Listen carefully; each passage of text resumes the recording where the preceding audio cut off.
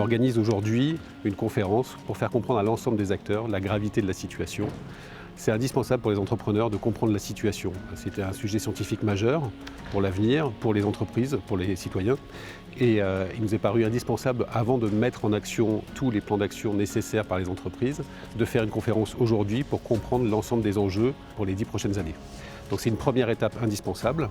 Les deuxièmes étapes que le cluster proposera, c'est un travail sur les bilans carbone, un travail sur un plan de sobriété carbone des entreprises et de la mise en relation des bonnes pratiques pour améliorer la situation des entreprises du cluster. La raison d'être du cluster, c'est notamment de permettre aux 42 entreprises qui le composent de travailler ensemble pour aller vers un développement responsable de leurs activités et de leurs entreprises.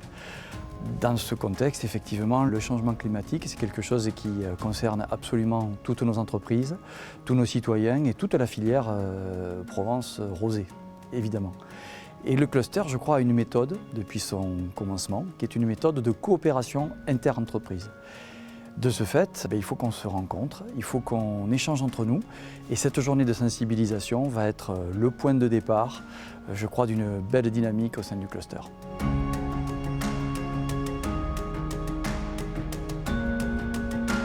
Les vins de Provence ont un succès croissant à l'international et surtout auprès de la génération millennials. Les jeunes générations qui arrivent sont très attentives au respect de l'environnement et surtout sur des produits premium comme nos vins. Aujourd'hui, les vins de Provence sont les leaders de la catégorie rosée. La demande est forte, on a un positionnement prix qui est élevé et forcément, on doit être les meilleurs sur la qualité, mais on doit aussi être les meilleurs sur l'environnement. Et donc c'est particulièrement important de promouvoir toutes ces démarches dans nos vignobles. Pour une entreprise, agir pour préserver le climat, c'est d'abord mesurer ses propres émissions, directes et indirectes, c'est-à-dire ce qu'on retrouve dans la chaîne de valeur de l'entreprise, pour avoir une vue d'ensemble de son impact sur le climat. Pour ensuite identifier des leviers de réduction d'émissions. Donc vous avez des leviers très simples à activer sur le changement de source d'énergie, et d'autres plus délicats quand il faut aller travailler avec ses fournisseurs dans sa chaîne de valeur pour vraiment réduire. Il faut réduire à des niveaux compatibles avec la science climatique, qui nous dit qu'il faut limiter à 2 degrés le réchauffement d'ici la fin du siècle. Et puis enfin, pour agir, on a aussi la possibilité de contribuer directement à des projets bas carbone qui vont séquestrer du carbone ou en réduire et qui se trouvent sur le territoire. Et donc là, on a une entreprise qui est ancrée sur son territoire et qui contribue à la neutralité carbone territoriale et mondiale. Non, le changement climatique n'est pas réversible.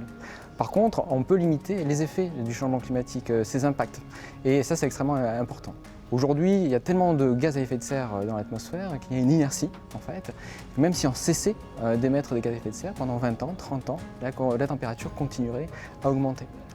Par contre, à travers nos activités économiques notamment, mais aussi nos actions individuelles, nous pouvons limiter les gaz à effet de serre, nous pouvons atteindre les objectifs réglementaires en France qui sont de moins 40% en 2030 et neutralité carbone en 2050, sachant que l'Union européenne a défini des objectifs plus ambitieux, moins 55% en 2030 et neutralité carbone en 2050.